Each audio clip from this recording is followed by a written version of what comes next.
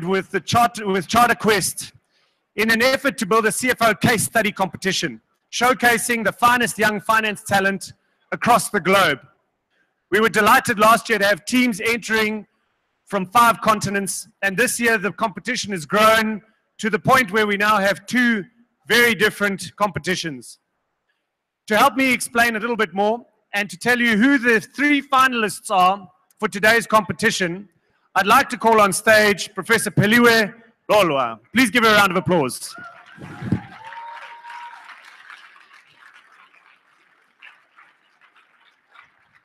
Peliwe, I'm sorry, I said your surname wrong. It's Lolwana. Yes, it is.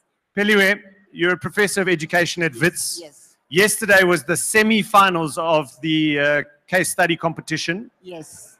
What was it like for you? Oh, it was my first time. My friend, how are you? Yes, let's do it like this. Yesterday was semi-finals. Today is finals. You have a truly international mix. Hong Kong, Germany, And Ghana. Tell me how many teams entered this year in total? For the junior, 260 teams from all the 9 provinces in South Africa and from public as well as private schools. For the senior, there were 320 teams from 5 continents, almost 60 different countries. Incredible. You've brought the finalists here today. At 12 o'clock, you're going to host them for that final. What's that pressure cooker situation like? You were there last year. What does it do to these young people? The stakes are very, very high. They will be given an extended version of the case study set in the global metals and mining industry. They'll be faced with some very serious commercial challenges, threats, weaknesses, and opportunities embedded with some ethical dilemmas that involve some powerful stakeholders. These young people need to bring what they have learned from their schools, both from high schools as well as universities all over the world, amend that theory to show how the board can move this company forward. So it's high stakes. They have not yet seen the scenario. They will be locked up for 3 hours. They prepare their solutions, come back and take questions from the panel of judges. Committee Boardroom 5 this afternoon, 12 o'clock. Valentine, congratulations on another incredible year. We wish you every success. We love that you're showcasing tomorrow's talent and tomorrow's leaders. And don't miss out, everybody. Go up there and have a look from 12 o'clock. All the best. Thank you so much. See you this afternoon. Thank you. Okay, ladies and gents, we're running on time for a change. It's nice to be here. Are you ready for day 2? How many of you were here yesterday? Show of hands. I love it. I love it. Enthusiasm. What we're doing today is kicking off with another one of my favorite public speakers and business leaders, a man whose insights and perspectives are worth taking the time to listen to. I'm glad you're here. I know that there are people sitting in the ballrooms waiting to hear him. I'd like you to join me in giving a very, very warm Finance Indaba welcome to Mr. Lee Naik, the CEO of TransUnion.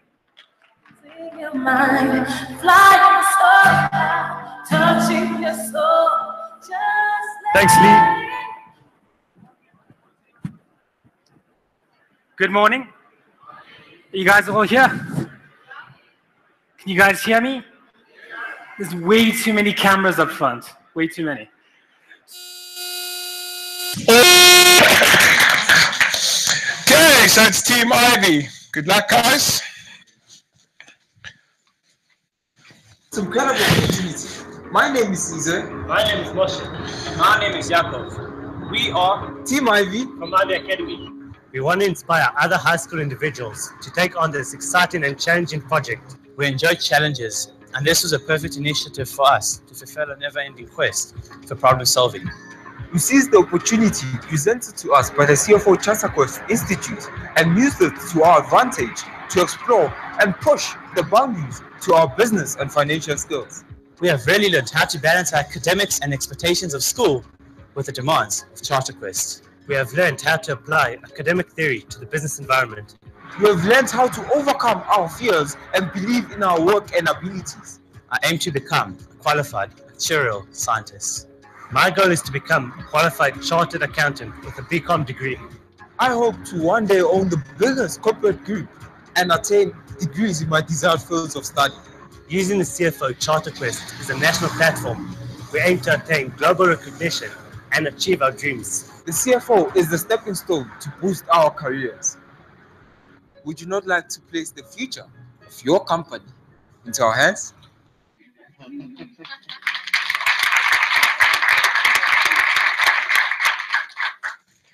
Greetings. We'll be addressing the 6 critical challenges facing Amango. We'll then give recommendations that will pull Amango back from the brink of failure. Amango is a mining metals and giant company that has been in operation for over 9 decades, with its mission to work with shareholders and key stakeholders to create sustainable value that makes a tangible difference. Amango has fully pledged to the principles of corporate governance and integrated reporting.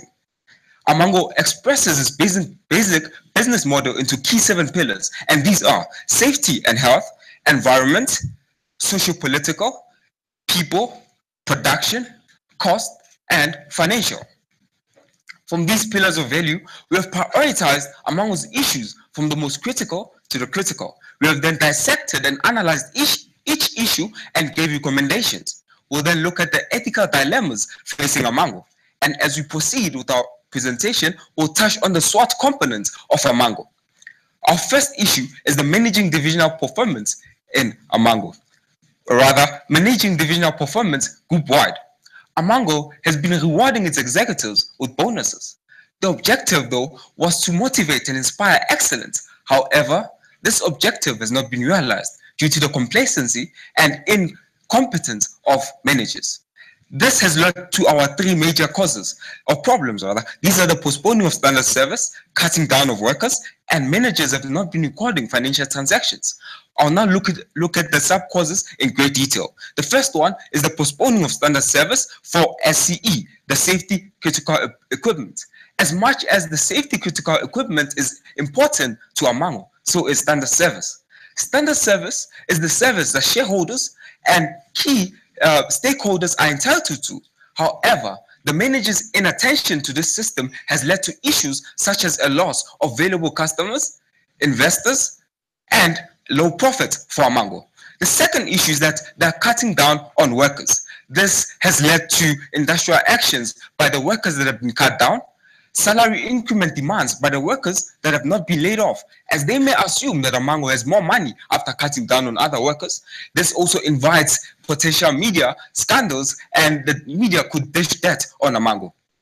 The third issue is that managers are not recording financial transactions onto the online financial system.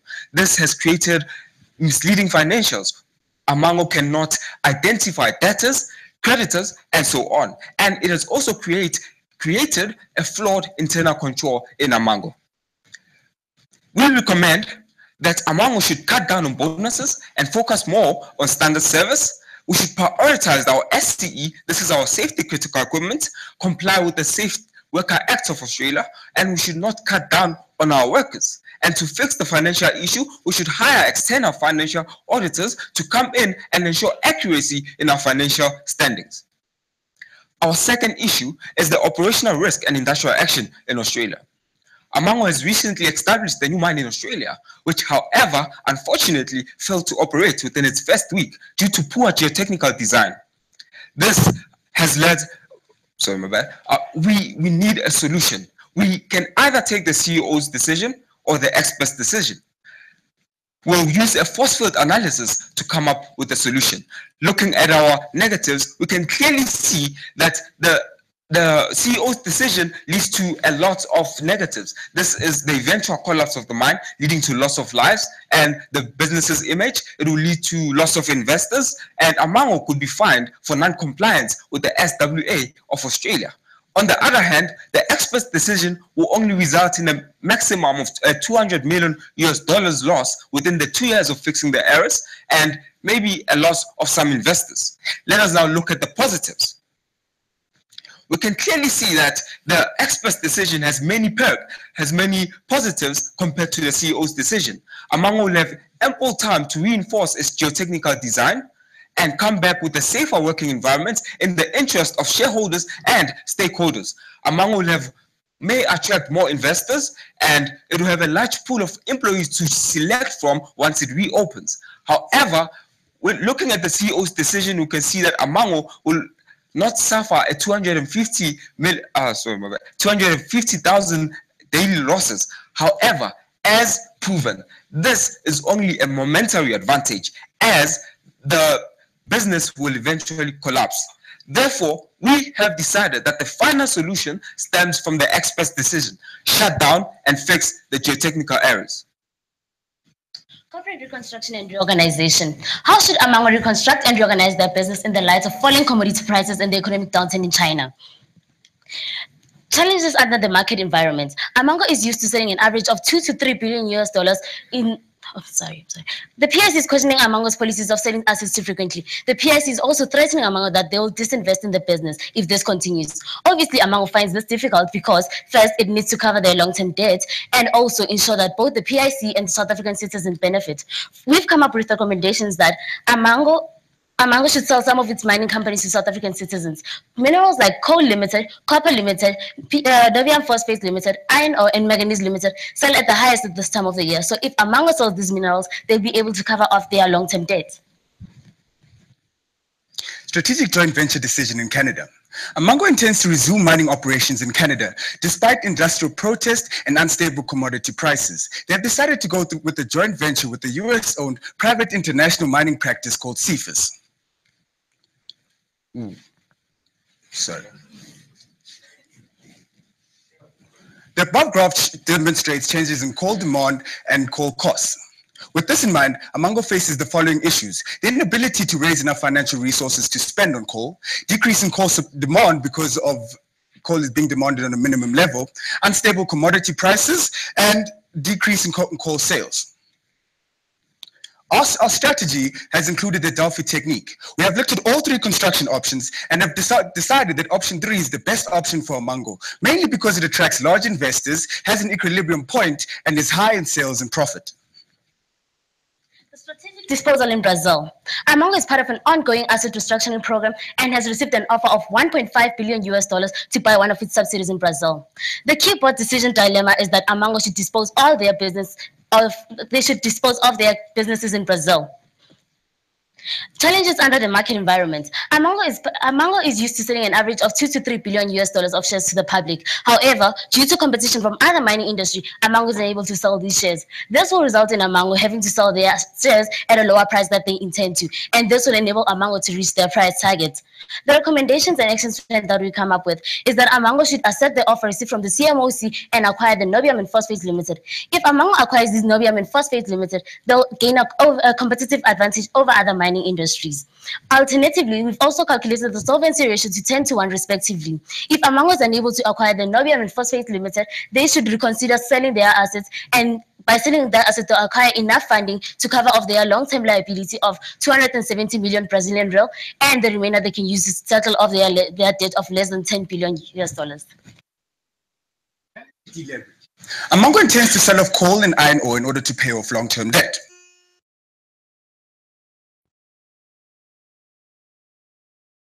But, so can you guys move forward a little bit? Okay, so we can have a, I mean, this is going to be a moment now. It's the final stage. It's really going to be great as we launch this thing. So guys, come a bit to the front. Judges don't bite.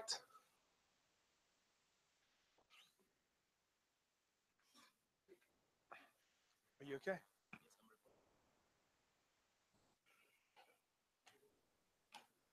No.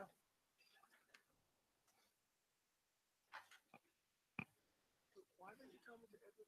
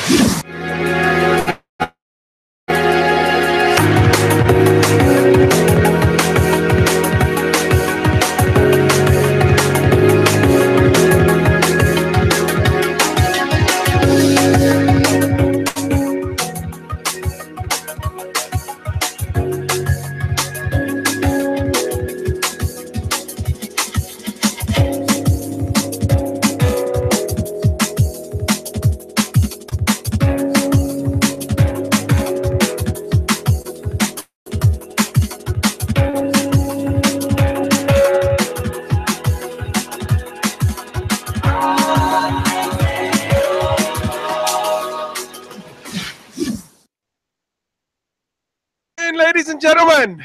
How are you guys doing today? It is the final leg until we hear who is the global winner of 2017. So guys, I just want to take you quickly on a journey on how we got here. Have you guys seen that everyone's got this book on their seats? Guys seen this? If you guys actually go, I think it's page 37.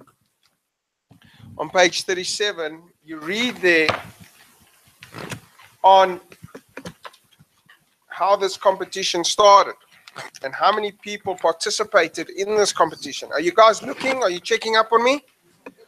Okay. Last year, over 1,278 aspirants from 35 universities, 25 countries competed. That was last year. And this year, over 1,500 aspirants, comprising of 370 teams from 60 universities, 35 countries, and 5 continents competed. And out of all these people who competed, we are left with the final 3. What has happened? They came yesterday, the top 6 presented.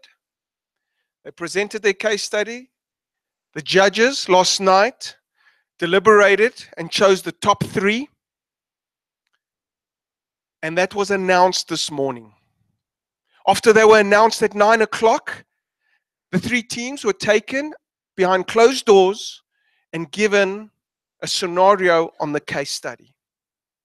For the last 3 hours in that room, they worked on a presentation that they will present to this board on how to solve the situation that the company is in.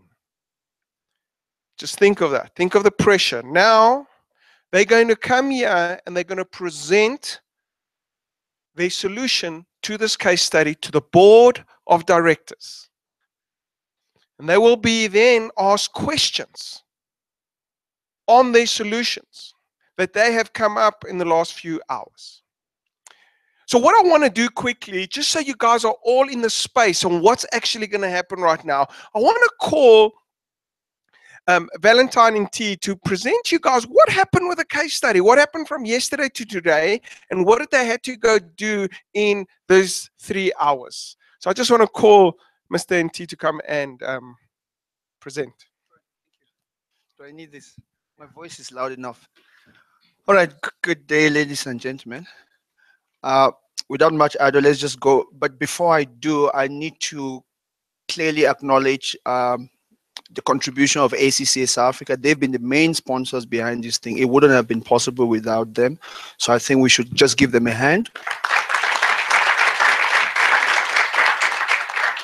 Okay, just so I go straight to the, you probably were here in the first session, you heard the background to the issues, but let me just capture the complexity of what the CFO senior, the university level students will be dealing with, without going back to what was discussed yesterday. But here are the key issues.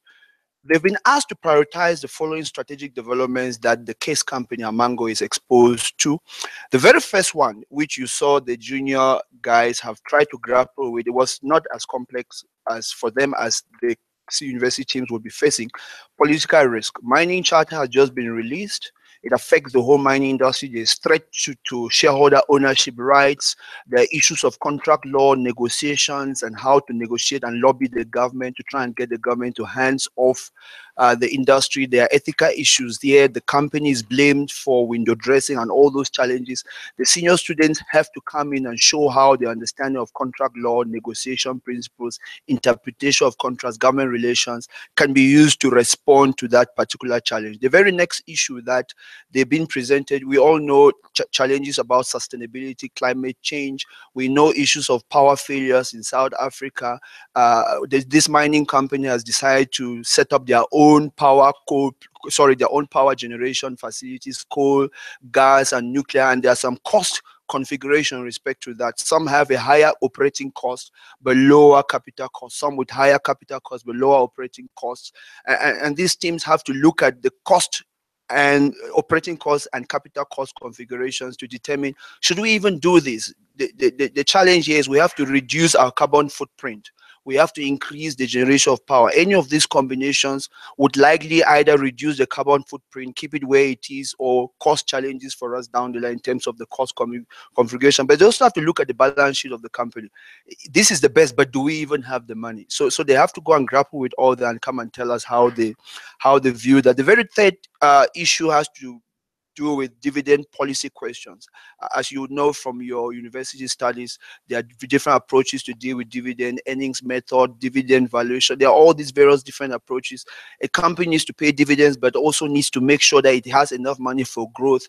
We've given them a scenario where the company wants to grow, but for it to grow, it might not be able to pay dividend. If it doesn't pay dividend, shareholders might dump their shares. Share price is currently not as valuable as it could be, but it cannot raise money from debt and equity. So what must it do? What is the best way to deal with this challenge? So they're trying to grapple with that. The very next issue that which are real life things going on in the industry right now, in fact, also coupled with ethical dilemmas. A corporate takeover bid has been launched to acquire this company. And there are some synergy values which have been put, the cost synergies, revenue synergies, sales synergies. They've been tabled to this company to say, here's what we want to do. We want to acquire 60% ownership of your company. We want to do that through a share-for-share exchange as opposed to a cash offer. And this is the deal. We want to take this South African subsidiary, unbundle it, break it apart, sell this part, take this part, reorganize it, and enter into India so that we can. There are all these things that we've given you. So, okay, look at this thing. Will you accept this offer or not? Is it a good thing? And in between that, the CEO of the company has his own issues because he could lose his job. How does he balance the need to protect his job versus the need to protect shareholders and all those sort of things? That's what they've been trying to deal with the last three weeks. The very last issue is corporate reconstruction. Coming into the current scenario, the company had been downgraded, and they've been trying to restore their credit rating, so to speak. And the board is wondering, a lot has changed since then. Share price has gotten better, our gearing has gotten better, but we've started selling off some of our subsidiaries. Should we continue selling it? Should we stop? But we've already entered into contracts to sell, and how do we get out of this current situation? If we should, and before even we do, we need to look at what is the chance that in 6 months' time the credit rating agencies are going to restore our credit rating, and they need to apply ratio analysis, do some S-score analysis, come back and say, I think there's a good chance that, or I think there's no good chance. So therefore, if there's no good chance, this is what we must do. If there's a good chance, this is what we must do. That's basically what they will be coming here. It's slightly more complex than what you had. So I think that's basically what is. Thank you so much, Johnny. Okay. Thank you very much. So the reason why I wanted you guys to hear that is because I want you guys to be involved in the solution. So I want you guys to understand this, what's actually happening here. Lastly, this competition, a part of this competition that's vital, as I keep saying, are the judges. So the judges now have to make a decision on all these scenarios that Valentine said. Which one's good, which one's bad, what should they do, and they should make a call as a board that the presentation, do they agree or don't agree, and which team has presented the best accordingly. So I just want to play you one video just to show you guys the caliber of judges that are in the room that will be judging this competition. Okay.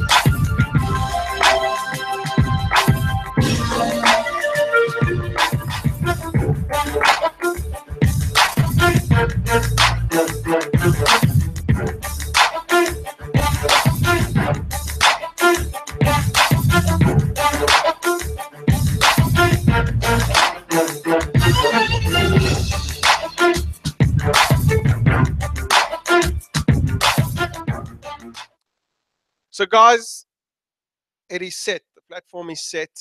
As I call these teams in now, the teams are going to present. I would like you just to consider, we just spoke from all over the world, 1,500 people, 370 teams. These are the top 3. So as they walk in, please make them feel like they are the top 3. Okay? It's been a long road and they presented it. So let's give this team a hand as they come. It is Team Eureka from the University of Hong Kong, China. They will be presenting first.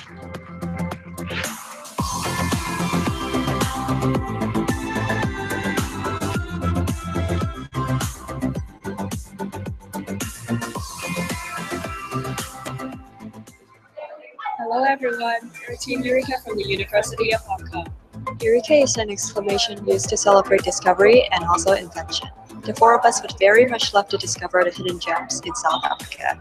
That's why we entered the Charter Quest CFO case study competition to explore more about Johannesburg. Joining the Charter Quest CFO case study competition, we gain precious team working experience, as well as a wide range of knowledge, including corporate finance, accounting, and management. So what are our hopes and dreams? During this competition, our hopes and dreams are to meet the elites in Asia, Africa, and Europe, and open our eyes with stunning insights in global fields. Last but not least, we hope to exchange our thoughts on financial analysis, ranging from the issue of corporate reconstruction to capital structure. Vote for us, so you can see what Hong Kong has to offer in the Charter Quest CFO case study. See you in Johannesburg.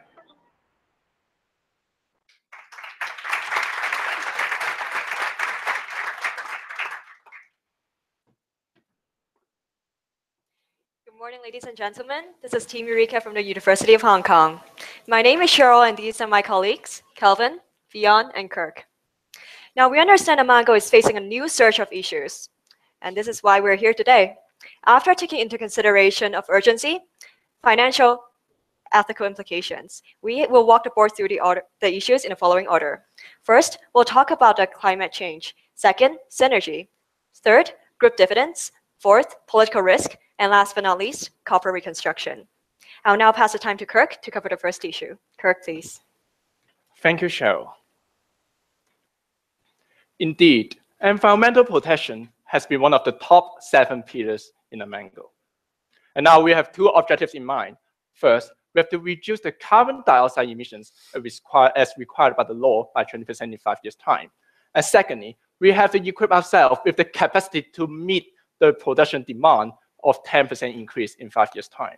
So now, how are we going to do this?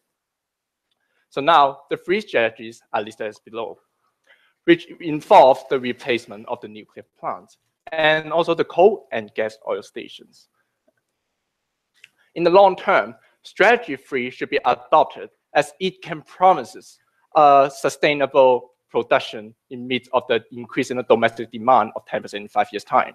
And secondly, it can also effectively reduce the carbon dioxide emissions by 20% in 5 years' time. So for strategy 1 and 2, how should we choose among them? In terms of the financial implications, carbon dioxide emissions, as well as the capacity to produce electricity, we can see that strategy 1 indeed has the competitive edge over strategy 2. So now, Team Eureka recommends the following. Amango should adopt strategy 1 and 3 so as to meet the increased domestic demand as well as the law requirements of the 20% carbon dioxide emissions reduction in 5 years' time. And now I should pass the time to Kelvin to elaborate more on the other issues. Thank you, Kirk. So the issue 2 is regarding an offer received by Amango from a company called Vedanta Resources, who has previously purchased 20% of Amango Group.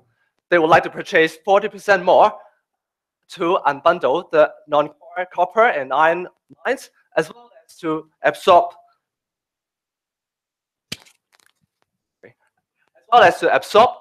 the platinum and diamond businesses. Okay, thank you. So, Team Eureka and analyze the offer in certain aspects. First, financially, due to a high cost save in tax and transfer pricing, the offer is expected to bring up a positive NPV of $909 million. So financially, they are showing great prospect. Secondly, as one of the most fast-growing, sustainable, healthy, and safe mine sources in the world, the diamond industry is expected to be boosted by this offer. Holding 80% of consumption of diamond, India is surprisingly holding a low amount of production. South African's company have to face high transfer pricing when importing diamond into India. So this offer can actually link up the global production and global consumption of diamond. The companies could focus more on improving the standard of the goods and services, as well as improving the industries after having such a high cost savings. Lastly, the offer not only connecting two companies, but the people around the two members of the BRICS, two major mining countries in the world, South Africa and India. You can see VR, the Indian company, brings their advanced mining technology to South Africa, while Amango also brings their diamond expert in India to facilitate the development of the industry. Such kind of interaction, exchange of ideas between people are crucial and fundamental for the fast-growing economy to strive for profitability and sustainability. So it is recommended that Amango should take the offer from Vatanka. May I pass the time to Kirk for the third issue. Thank you, Kelvin. Indeed, Team Eureka has observed that Amango has recovered a lot from its rising commodity price as well as the optimistic global outlook. So now the question before the board is, should we distribute dividends? So indeed, there are split views inside the board. On one hand, with the freeze dividend policy, it's hoped that Amango can deliver a long-term as well as a sustainable return to offer shareholders. On the contrary, if we distribute dividends, it's also hoped that Amango can appeal to foreign investors in face of its share price in line with the market situations. So how are we going to evaluate this? We might as well take a look into the joint venture decision in Canada earlier this year. With the joint venture decision in Canada, we can see that there's a positive cash flow both in 2018 as well as 2019 as compared with the operating cash flow in the amount of $3,000 million as well as the $3,500 respectively. So therefore, Team Eureka recommends the following. Amango, being a people-oriented company, should be able to deliver dividends to our shareholders in both short-term and long-term. And last, just remember this. Microphones may disappoint you, but Amango may not. We'll now pass the time to Cheryl. Thank you, Kirk. Now, for the fourth issue, in light of the new mining charter, Amango would have to boost its minimum Black people shareholding from 26% to 30%. Now, this would bring about the following impacts. Financially, first, it is actually negative for investment, job creation, and also growth. And it is actually opposing to the objective of the charter. Secondly, for the vesting of the shareholdings, it actually comes from the proceeds of dividends of Black people shareholders, which means that if that does not suffice, then that would have to be written off, which will lead the shareholders to dump their shares in the market before that happens. Now, on the other hand, for socioeconomic impacts, first of all, Amango is allegedly to be window dressing, which means false Black people empowerment. And it will lead to the following consequences. First, sanctioning from the government, which will lead to nullification of licenses. Next, bad publicity, also losing confidence from shareholders and also its employees. But this is what Eureka recommends you to do. In a short run, we should follow the charter because we're not sure if we'll get thrown out. Also, this society cares about its people. And Amango happens to be a people-oriented company, which means that, as the Chinese saying goes, people are the foundation, which means why we offer our 4% of shares to our employees as options, which in effect, now 4% of our shares are actually employee-owned. This is a strategy that is adopted by any major corporations, and it brings about the following advantages: transferring of risk, meeting our long-term goals, good for publicity, and also instilling employee loyalty. Now, for a long run, We believe that joining hands with other major players in the industry can put pressure on the charter and have it revoked. And why is that? Because given the history of this country and given its demographic of this society, nothing triggers people more than government corruption that hampers Black people empowerment. Which is why we believe that plus a series of PR war and also legal war, we will be confident that things would be on our side. Now, I will now pass the time back to Fionn for the final issue. Thank you, Cheryl. The final issue is about the corporate reconstruction and reorganization. Amango has adopted a radical corporate reconstruction strategy in 2017, which leads to a series of disposals, including the strategic disposal in Brazil. In view of the increasing commodity prices, Amango has improved its financial performances, including its better stock prices and also the market capitalization. Therefore, it's of the board's concern that if we should continue this corporate reconstruction. Team Eureka has adopted the model to evaluate the probability of Amango's survival in the next few years. With the S0 value significantly greater than 0.5, we believe that Amango has a high potential to restore its credit rating into investment grades. Therefore, we recommend Amango to discontinue the portfolio reconstruction. However, given that a lot of the disposal talks are already in the advanced stage, that might incur a high cost in reversing the talk, for example, the cost of breaching the contract. So in this case, we would recommend Amango to proceed with the disposal. It's because such disposal of assets will not majorly hamper your financial performance, but also to improve the liquidity of the company. We would also like to draw the board's attention to people and safety. Given that the disposal of the iron ore, coal, and also nickel businesses are currently suspended, and that Amango is actually having a relatively poor performance in terms of safety and health in these segments. We believe that the first and the most important issue for the Sustainability Committee of Amango after such decision would be to add a more comprehensive management mechanism to these segments in order to improve the workplace safety and to secure people's health before the expansion of production capacity. After all, Amango is a people industry, and as the Chinese saying goes, people are the foundation. We believe that this direction will take Amango to long-term success.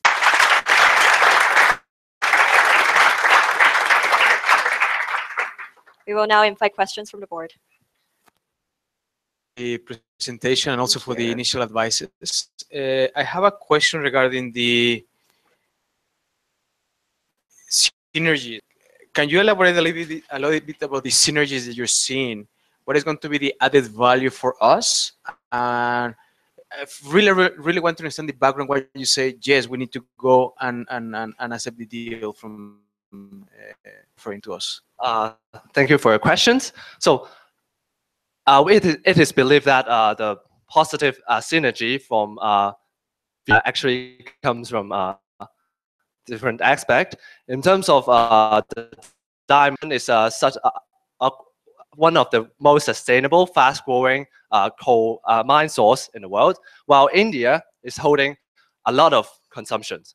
Actually, South African companies has suffered from high transfer pricing from importing the diamond in India. So according to our projections, such high transfer pricing is one of the major cost saves due to the caused by lead by this kind of positive synergy, which brings a positive NPV, and as well as on the other hand, by saving the intermediaries between import and importing the business, the diamond business also can save some tax and other operating costs. Although in the merger offer, there may be some operating expenses we have to spend, but apparently the cost saved certainly outweigh the expenditure we need. So in a long-term basis, as a sustainable diamond business, we can achieve a long-term growth in, and attain a benefit for Amango. Thank you. Thank you very much for a well put presentation. your prioritization, you followed the process. If you now as a team look at it and step back, would you say the climate change and sustainable strategy is the most important issue for long-term sustainability to be addressed by the board? Yes, certainly. I believe your question is whether or not the climate change issue is one of the most urgent or important issues in terms of long-term reconstruction. And yes, indeed, back to our prioritization in terms of the ethical implications, financial implications, as well as the urgency. We can see that there's a dire need to deal with the climate change issue first. Why is that the case? Because we have to make the decisions over maybe next week or just in a couple of few days. Why is that? Why do we need such a short time? Because we have to rebuild the gas or coal and gas plants and replace it with nuclear plants. So can we do that 1 year later? Maybe, but at that time, we may lose our competitive edge over other competitors. So in this sense, in terms of the urgency, financial implications, as well as the ethical implications, we can see that climate change is always the most important issue in our prioritization criteria. So I hope that answers your question well. Thank you. Thank you, Team Eureka. That was a very lovely presentation. I just want you to clarify to the board, in terms of the group dividends, you are advising us to distribute. Now, have you considered the implications of this? Because you do know that we've been selling our portfolios just to consolidate our capital base. But now you want us to take the same money that we should use for expansion of our business and pay it out to shareholders. Why on earth would we want to do that? So I believe your question is related to the previous presentation that we had yesterday. So it's related to the dividend policy that we might freeze the dividend policy. So why do we recommend such a change? So that's indeed a good question. And as I have mentioned, providing distributable dividends can deliver a great short-term return to all of our investors. And other than that, now as the 31st of March in 2018, we can see that there's a change in both conditions, both the commodity price condition as well as the optimistic global outlook. So in this case, in case of the optimistic outlook, why don't we just attract more investors to invest in our company? Because our company is well on the upward trajectory, as shown by what fact. It's shown in the profits that we are having 1.9 billion in fact, and also the reduction of debt significantly from $16 billion to $11 billion. And more importantly, past issues at a tough time in 2016 may be led by the fact that we had a capital downgrade. So now, do we have this case? It's lucky, I'm not saying lucky, it's strategic that Team Eureka will suggest that we should distribute our dividends in face of this combination of the total elements. So in this case, we will suggest there's a change in policy as the policy changes with the time. And also, Amango, as a people-oriented company, we hope to provide the best to all of our shareholders as our stakeholders. So in conclusion, we hope to provide both short-term and long-term return to all our shareholders, and at the same time, to attract more capital inflow. So I hope that answers the question well. Thank you. Thank you, Team Eureka. I like the Chinese saying, people are the foundation. I wish I could say it in Chinese. However, the South African government doesn't believe in your philosophy that you really believe that people are the foundation. The government believes that you are window dressing. You are putting up these people as a front. You are not actually doing anything that is meaningful. Are you sure, are you convinced that your strategy of increasing the shareholding of Black people is really going to address the political risk and challenge that you're having with government? I do believe that our long-term strategy can address the issue of Black empowerment. So now what Mango is facing right now is to increase its minimum Black people shareholding from 26% to the minimum of 30%. However, this is only the rule or the requirement imposed by the charter. This is not Amango's ultimate goal. Amango's ultimate goal aligns with its core value that it do believe in Black people empowerment, which means that, what does it mean? It means that by transferring those 4% of shares to its employee as an option, it means that those 4% are actually employee-owned. And that would only be Amango's first step, because that by doing so, we are only fulfilling the basic requirement of the charter, which might be thrown out in a later stage. However, we would further implement other steps that would fulfill the Black economic empowerment criteria, because it is not required by the charter right now. And we believe that it projects a trend that the government is actually willing to interfere of the free market to impose policy that might interfere or even breach the constitution to consolidate the power of Black people, which is why, seeing this future trend, we believe that taking further steps and be in front of the regulations that the government posed is to the best effect of the company. Thank you. Right, great presentation and congratulations. Having dealt with almost a 26-page case study initially, you're given an additional 14 pages and you've been able to digest that within 3 hours to come out with this presentation. So well done. My question will still be on the political risk management and strategy. Your recommendation in the short term says follow the charter. Medium term, follow the charter, and thereafter revoke mining charter. The question is, how will you revoke a charter by the government? That's the first question relating to that. Okay. The second one relating to that, are there any constitutional provisions that this charter is not respecting? If so, how do you then advise Amango to deal with that? And specifically, if Amango have to revoke the charter, how will it, after then, amend its relationship with the government?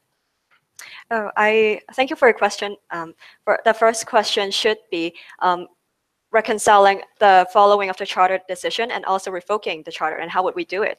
Well, to begin with, following the charter, by offering the 4% of the shareholdings to our employees, is not only following the charter, but it aligns with our long-term goal of Black empowerment, also instilling better loyalty in our company and also in our employees. And to do so, the minister actually said that with over 90% of the players in the industry by value, it can actually revoke the charter and make it invalid. And to do that, we believe that joining hands with other players in the industry can effectively put pressure on the government. Also, we mentioned that we would launch a series of PR war and also legal war. What do we mean by that? Is that it actually involved corruption of the government. We believe that the minister is driven by its interest with one of the major family in the city, instead of going for the benefits of Black people. Because if you look at what the president of JP Morgan said, it is actually against the growth, investment, and also job creation, which means that by no means the minister should impose such regulation. Furthermore, on the legal side, if we now we believe that it might be breaching the constitution, we can launch a judicial review to say that because constitution cannot be breached by any other further charters in this country, if it contradicts with the constitution, it have to be revoked. However, judicial review usually takes a few years, and in the meantime, the judge will usually sanction an injunction, which means that the effect of the charter will be held on. And during the meantime, we will continue to implement our Black empowering strategies. For example, giving out more shares to Black people. And by the time the judge has the decision, whether or not the charter would be thrown out, we would meet our goal of empowering Black people. And also for the particular provision of the constitution that we're breaching, since we're not allowed internet just now, but we believe that because it is the free market rule that runs in every democratic country. For example, because this is a capitalist country, everyone gets the free power of doing whatever they want with their own money, and also it's structured the capitalist system. However, the government is requiring people to give up their own shares to other people solely because of race, solely depending on their race. Now, this actually contravenes with the free market rule, which we believe that it should be written in any democratic country's constitution. Thank you. And also, like, further provisions that can be provided is the International Convention on Human Rights, which is established in the common law that might be relevant in challenging the constitutionality of the mining charter as well as the government's aids. Thank you. Maybe just a confirmation. Short term, you will adapt the charter, so you're not in the short term going to object. Is that the right interpretation? Yes, in a short term, because we're only given a year of time to do that. We will, in the meantime, implement the transferring of shares. Maybe just to clarify quickly. You will implement, but then day one you won't object. Because what we're implementing, what we're doing is now, not I understand solely, that, but just to say, if you implement for the employees, you won't object at the same time. You will only object at the later stage. Not necessarily. I don't think the two contradicts, because even if we transfer shares to our employees, it's not only fulfilling it does not only fulfill the charter, but it fulfills the long-term goal. And we are predicting that the government would issue or it would implement more Black empowering policies. And before that, Amango, as a metal giant, it has to prepare itself for this kind of action, because in light of the current situation, it's only given 1 year for 4% of shares, and Mango has a market value of trillions of dollars, and 4% of that is actually a lot to do in a year. And if we do not transfer those shares, it would have to be written off. And given this kind of attitude by the South African government, we can foresee that that would be similar approaches in the future, which is why we believe if we set Black empowerment as one of our core values and one of our long-term goals, we would prevent future government sanctions, such as nullification of licenses, fines, or penalties, or even poor publicity. Thank you.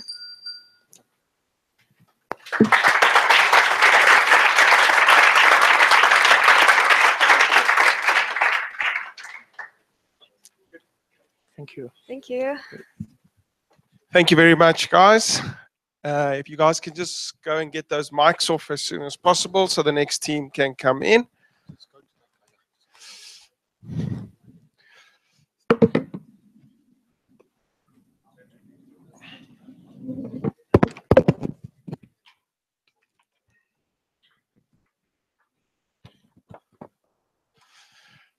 So it's getting a bit real in here, right?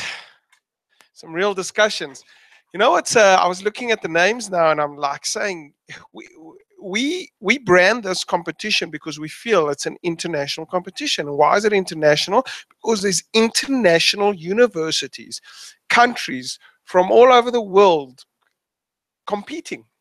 And if you actually look on the top three, if you look at our top three winners, I don't know if you guys have taken note of that, it is China, Germany, and Ghana. So it's sad that there's no South African team in there, but it is what it is, right? The South African team's going, yes, why are we not in there, man? Okay, one of the judges saying now, Dion is saying, but we're part of Africa. So I keep speaking about this competition like that because I'm trying to get a message across, and why I want to get it across to the audience is one thing I would hope is that you leave this room today and go and speak about this competition. Go tell people about this competition. And if your child's in matric or grade, I keep saying matric, grade 11, grade 12, why don't you support them by entering this competition? Because you've seen what it does. And if your kids are at university, ask about this competition. Because I guarantee you, if our students are put under this pressure with these judges, okay, they will grow. They will become better business people.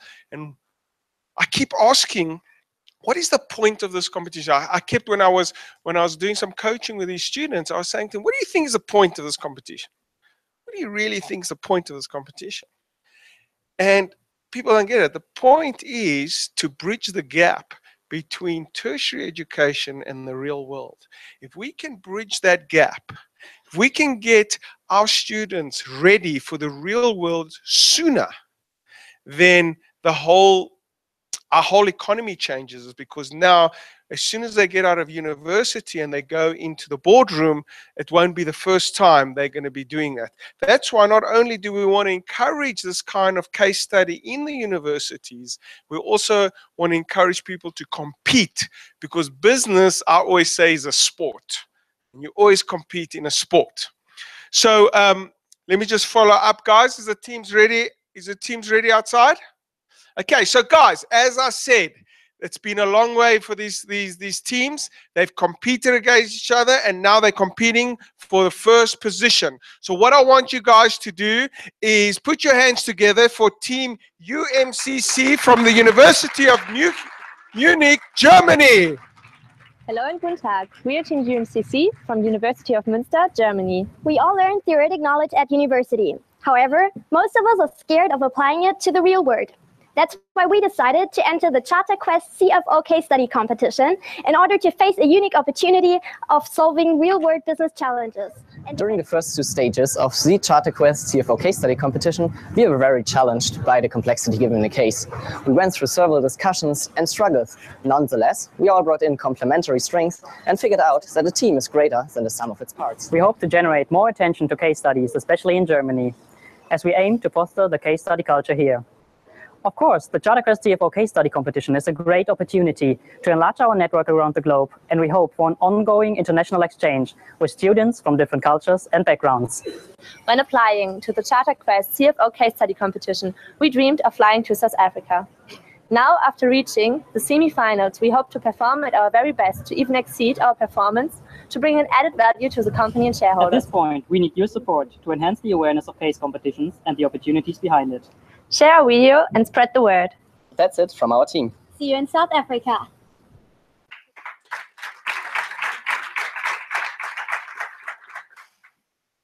Dear judges, members of the board, the audience, it's been an absolute privilege being part of this competition. And as we have now made it to the top 3 finalists, we feel extremely honored and thankful for this exciting journey so far. So 3S to success. It brought us here, and we hope that it will bring you and us even further throughout this competition.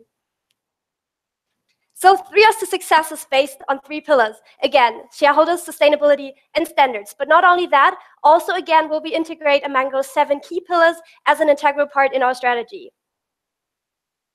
Starting with the prioritization. Again, it's based on the level of urgency as well as the board's risk appetite.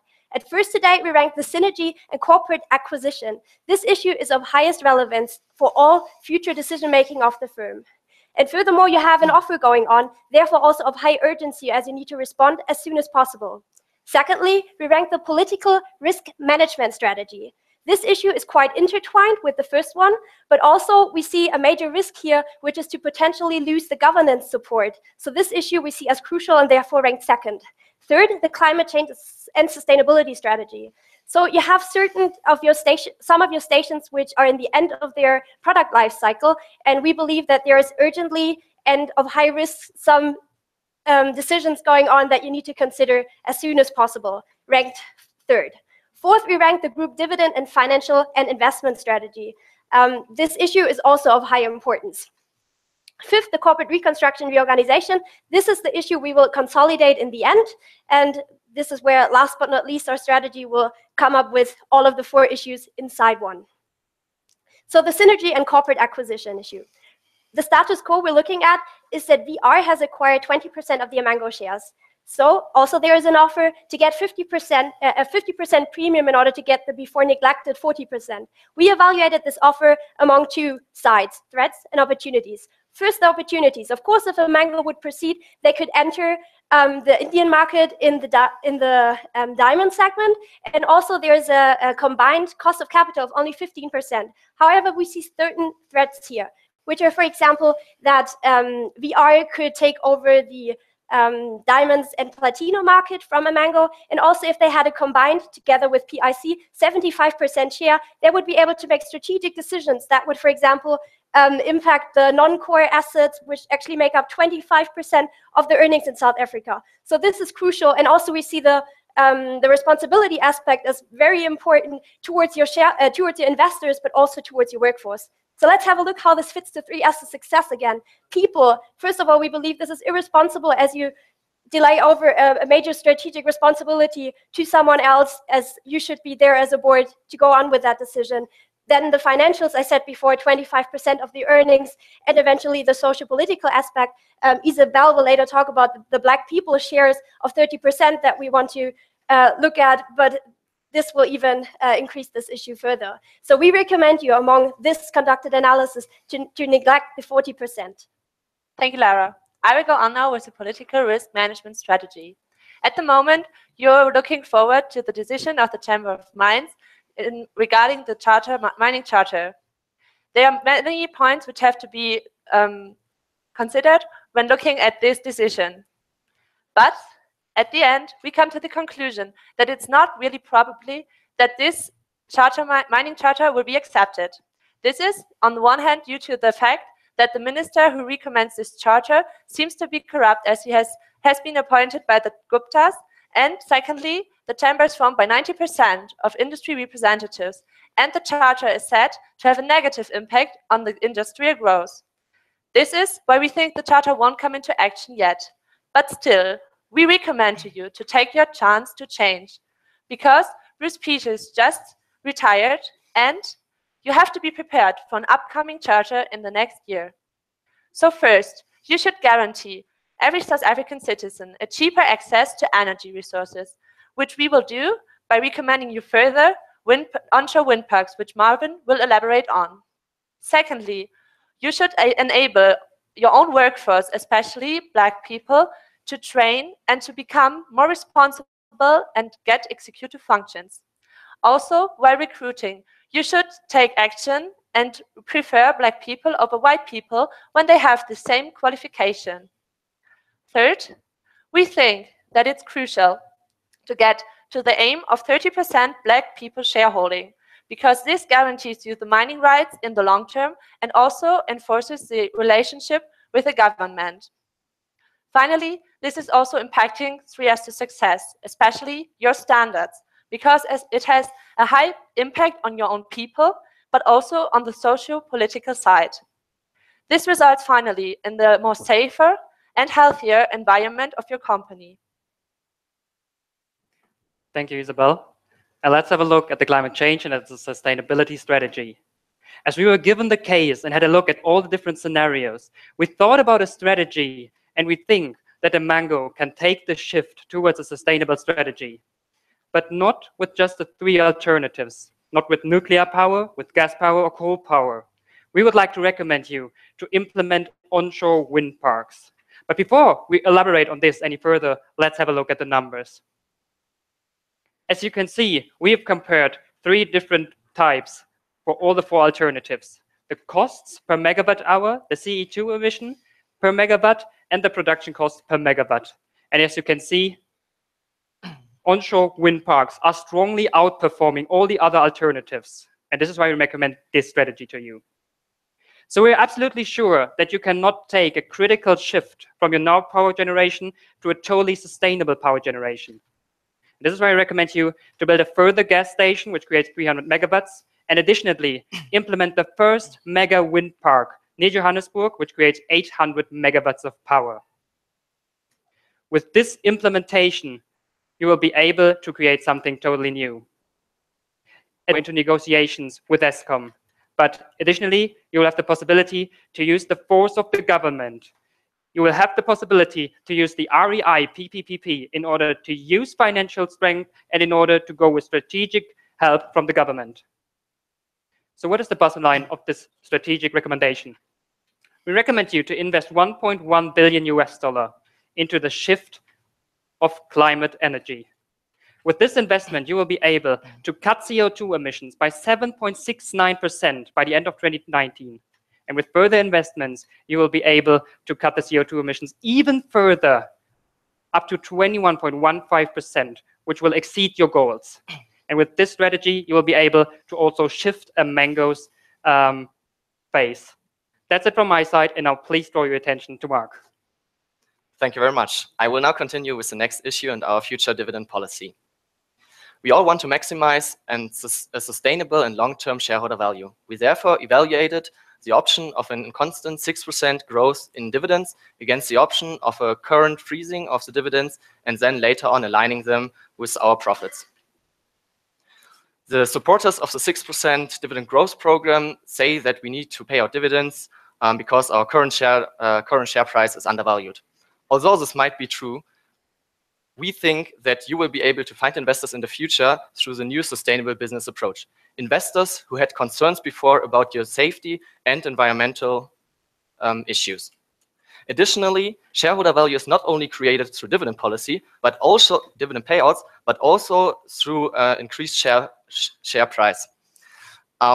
We recommend you to maintain the money in the company to build sustainable profits, which then again would return in an increased share price. Coming to our joint venture in Canada, which is of strategic relevance for us. It so far has turned out quite beneficial, and there's no information that this would change in the future. So we recommend you to invest $1.6 billion in Quinta, financed through $1.49 billion of our operating cash flow and $0.11 billion through our disposal of the equity investment in South Africa.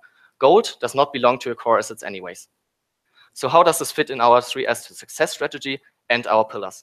We recommend you to don't pay out any dividends until 2019 and maintain the money in the company because of the ongoing restructuring process. In addition, we want to end the management board discussion with a visible and transparent strategy because this will also lead to the fact that there will be no similar discussion in the future. Finally, we want to expand our core production in Canada on one of our core assets. Now it's the time to talk about our last issue and the financial impact of our decisions. Since you are in a financially stable position at the moment, there's no need to streamline to 3 commodities immediately. But we recommend you to divest nickel and Brazilian because this is none of your core assets and had a negative EBIT in 2016. The disposal amount of $719 million would then be invested in the onshore wind parks in South Africa Marvin has just recommended to you. Thank you for your attention, and we hope to elaborate on 3S to success further with you.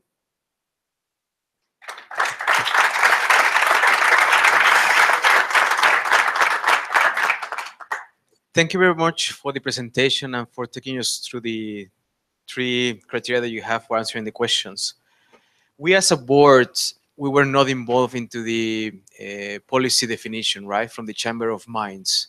Can you please elaborate more why you just accept a policy that potentially is impacting 25% of our business, and why you only say, yes, we accept it and we just go for the change, considering, and can you please elaborate also in the financial implications that you see on just saying, yes, I go for it? So I should elaborate further on the impact of the mining charter? Yes, on the rationale why a governmental policy that we were not involved in the industry, basically the industry was not involved, you just accept it and just go for it. Actually, our approach is not directly to accept it. And we also think that the charter, as it is at the moment, as it is published at the moment, won't be accepted by the chamber, just to state that clear. But we think that in the future there will be a charter, and you shall be prepared for that.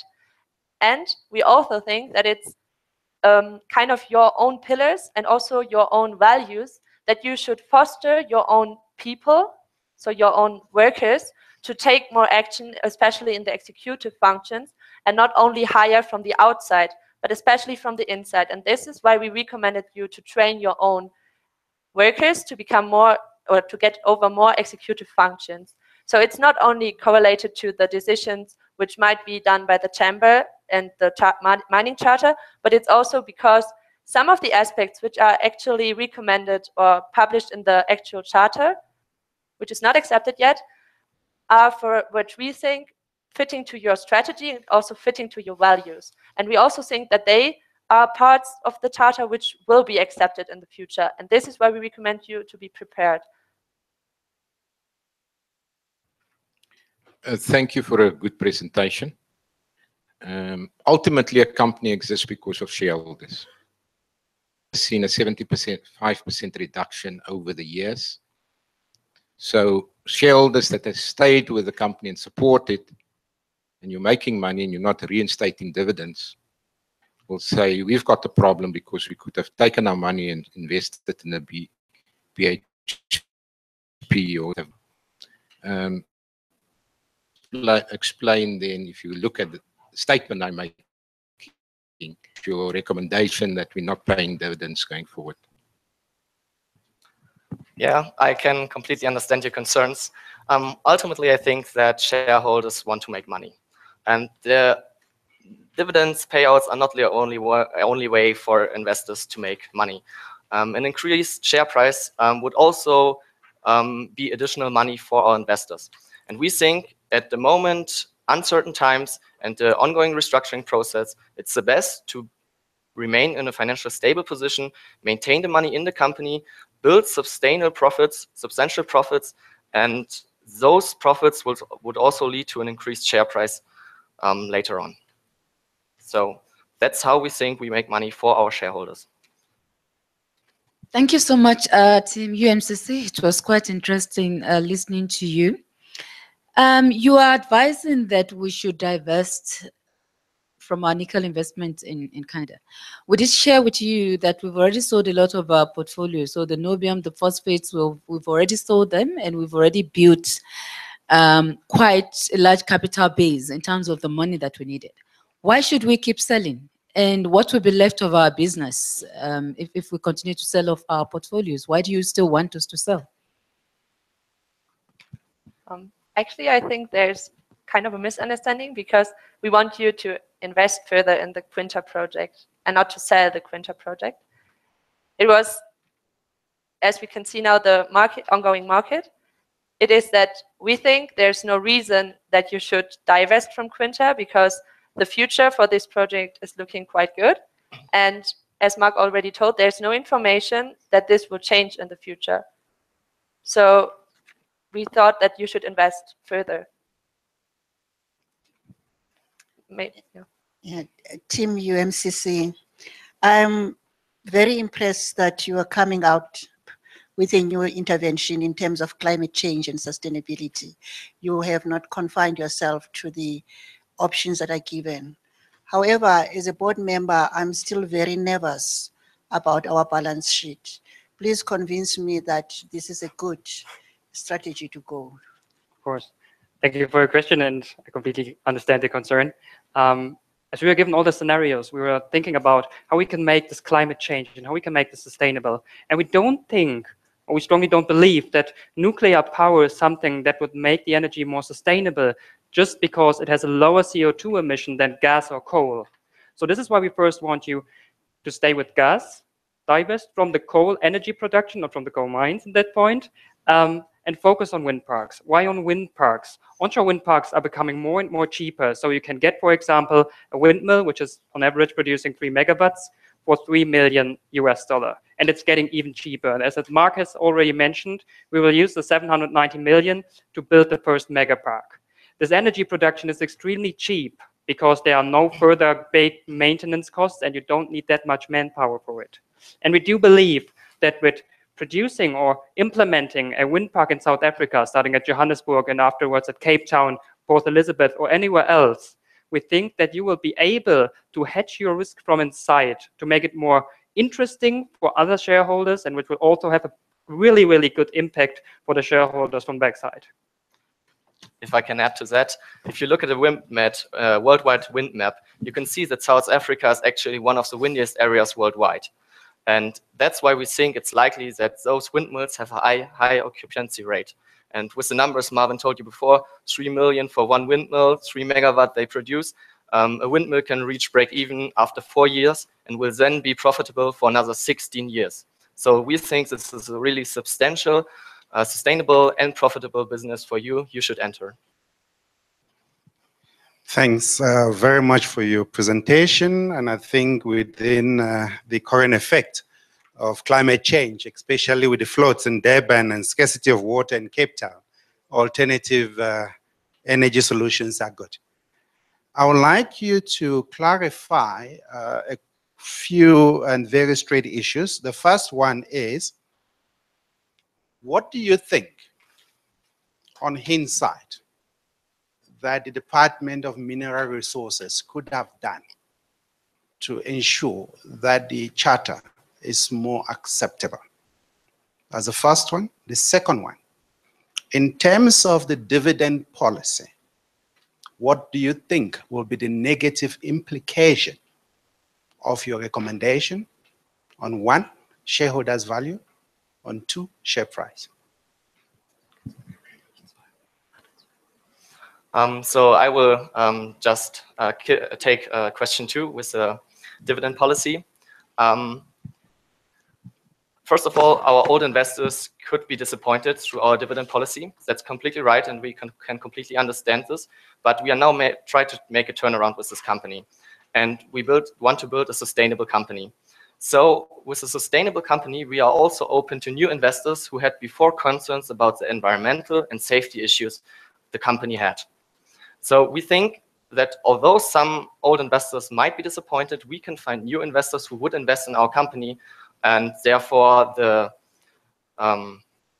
fact that our share price might be undervalued is not that important, because we think we can find those new investors. In the long run, we think our share price will increase significantly because we will make those profits, and from 2019 onwards, we will also pay out dividends aligned with our earnings and profits. And now to the first part of your question. The mining charter is also a really political topic, and as a company, you have no real influence on political decisions. But we think that as a Chamber of Mines at the moment is not willing to accept this, you should work stronger, even stronger together with more other companies in the mineral resources segment, because they have also other representatives in the Chamber of Mines. And thus you could form together a better influence on decisions like the charter and further decisions in the mining industry, and also influence the political part of these decisions. Okay, thank you for your clarifications. On the offer from VR, you advised us to reject. And I know you outlined to the board some of the pros and the cons. But I just want to probe you further. Did you really analyze the synergies that will come for that kind of a relationship between us as a developing country and a country like India? You know, how further we can take the business, just working together with them. Did you fully consider that? And are you convinced that you are giving us the right advice in saying, despite this, we should reject that offer? Thank you for your question. I absolutely understand your concern. Well, what we have discussed about is that there can be a share buy from AV, but not to the extent they want. If they would get the 75%, the risk we would take into account is too high, even looking at the profits you could possibly get from entering a new market and having a very low cost of capital. But still, the amount they require, we believe the risk is too high to take into consideration. Just going back to your prioritization, where you prioritize political risk management and climate change as 2 and 3. On the one side, as a board member, I think it's important, but not that important. However, you don't want to pay dividends, but you've got money to spend on that. So as a shareholder, I would say I understand the growth in the shares, but other shares have grown and given me dividends, so I wouldn't be too interested in this share. Okay, let me clarify. We want to build a sustainable long-term company who is not interested in short-term profits. So we don't want to pay out dividends now when we think we have better investment opportunities. And we think we have those opportunities with the onshore wind parks Marvin recommended to you in South Africa, near big cities.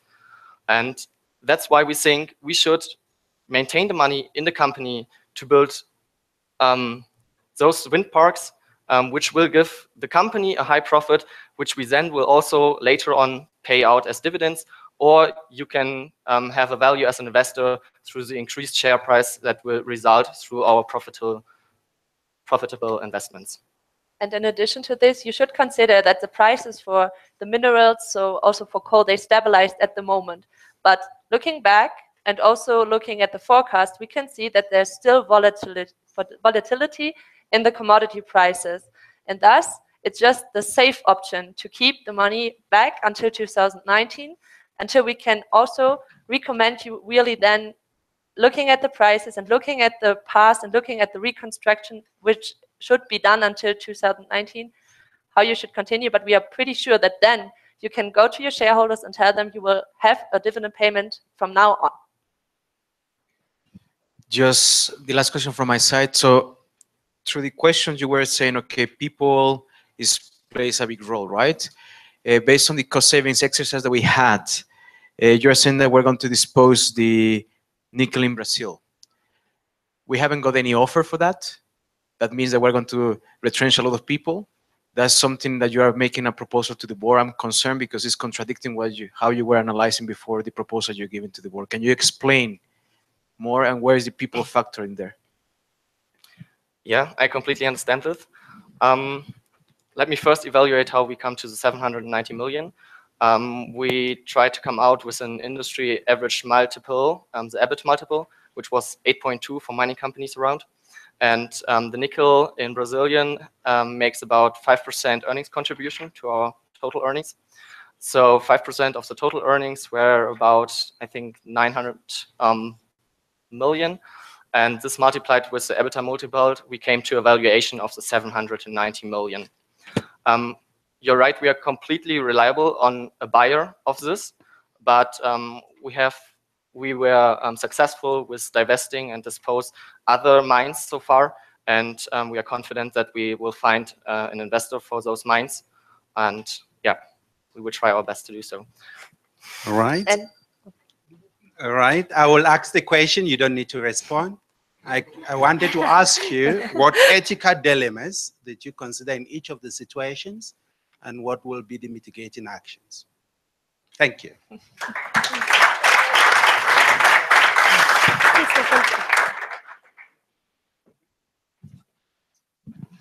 Thank you very much.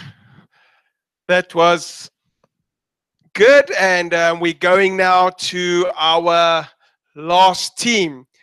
You know what I want to do? Does anyone in the audience have a question about this competition? I just was thinking and saying, you know, why must we just put the teams under pressure? So if you don't ask a question, can I pick someone from the audience? Is that okay? So some of you are sitting here and watching these teams, and I see the teams are watching the other teams, and I see other guys are sitting here. I'm very curious, what are you thinking? What's going through your mind? Ma'am, would you like to ask a question? Come, someone. You want to say a question? Very much so. I think I have more of a comment, but I'll think of a question in the meantime as well. So I think a really big up to CharterQuest and all the teams who have taken their time to put this, CharterQuest who put this together, and all the teams, national and international, who said they want to participate. And the quality that's coming out is really, really very interesting and fascinating. So maybe the question for me is to the judges, maybe the CFO of Telkom, Mr. Dion, because he was here last year. I think I'm not sure if it's the first one he was judging, and he's here again.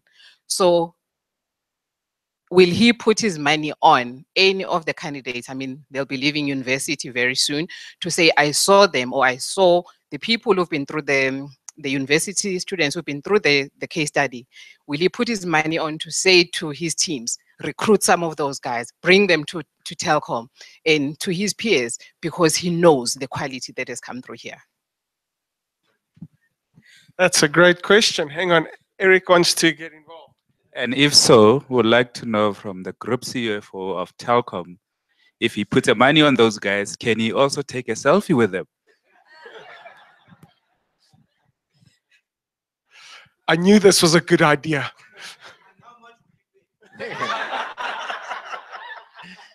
Thanks very much for the questions. The selfies has been taken yesterday, so they're too late, but I'm open for additional selfies. I think some of the, some elderly people like me, we wouldn't be able to do this. The challenge we have in business now is graduates that come out doesn't have business knowledge. They doesn't have business acumen. They don't know how to analyze the industry. And as a profession, we have let our youngsters down, actually. And very well done to CharterQuest for putting this together. It is starting as a small start. It's not a big start. We shouldn't have more than 30% unemployment in South Africa if we address these issues. It's not that I didn't listen now. I was saying to my Fabian that I'm so disappointed with the attendance, which means we as South Africans are more worried about ourselves, and that's why I'm back. I haven't done enough previously, so now Valentine is abusing me. I would employ, for me, let me state how I employ people. I don't want Maradona. He's disruptive in the team. I will employ any of these youngsters, and there was quite a few of intent thinking and out-of-the-box thinking. Unfortunately, we were trained previously in the box, and what has happened over the last 2 years is opening the box and say, remember, you're not in the box. You get a case study, don't just answer the case study. Step back and see what else is there. I think it's a great event. It's a pity that there's so few people. And as indicated, I will write an article in SAICA newspaper as well as the CFO forum that arranged this to express my disappointment and call all our other colleagues to order. Let's give him a hand. Setting an example for the future CFOs. So guys, we are in for the final team. I must say, that was a great idea. I'm having a moment now. That was a great idea to get the audience involved. So guys, I want you guys to give a good, warm welcome and a hand for the final team that will do their presentation for the Global CFO Case Study Competition for 2017. So the team that will be coming now is Team Iris from the University of Ghana, and they're going to do the final presentation for the day. We just have to find them first, but once we find them, they will be coming through those doors. Okay? So I just want to, Stephen, can you just follow up on that team, where they are? Okay. Guys, are they coming? Good. So they wanted a special entry look like it. Great, guys. Give them a hand. Team Iris from the University of Ghana, the final team for the case study competition.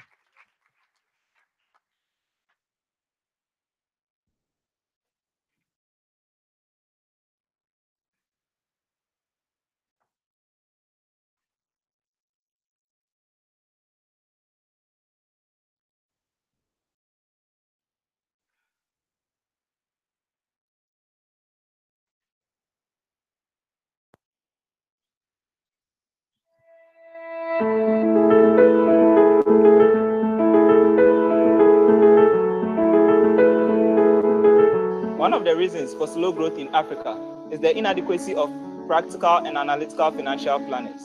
This lack has caused various financial crises, and we entered into the CFO case study competition to help bridge this gap.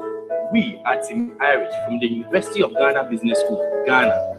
The CharterQuest CFO case study competition has not only increased our tenacity for teamwork and hard work, but has also helped us translate theoretical knowledge into practical real-world solutions. We hope to use the knowledge we have acquired from the CharterQuest CFO case study competition to not only progress career-wise, but to also pioneer a financial turnaround in Africa, starting with the formation of a consulting firm in Ghana. We entreat you all to vote for and support Team Iris from Ghana to win this year's CharterQuest CFO case study competition, because we are determined to let our actions speak louder than words.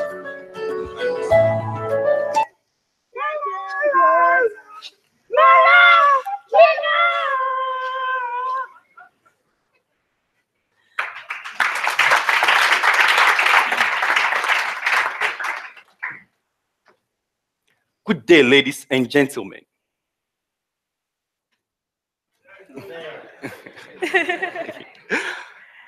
It's refreshing to know that since the last time we met, most of our recommendations have been adopted, which has seen Amango on the right path. However, with recent resurgence in challenges, Team Iris is here to calm your troubled heart. We prioritize the issues facing your company with consideration to impact and urgency, taking into consideration as well your company's 7 pillars of value. Jesse will begin. Thank you, Richmond. It's exciting to know that after our last meeting, your corporate reconstruction and reorganization program has yielded much good results. And so we want to recommend that after the careful analysis we have made, we want to recommend that you halt the policy of restructuring and reorganization. Why? Your corporate reconstruction and reorganization has, your corporate reconstruction and reorganization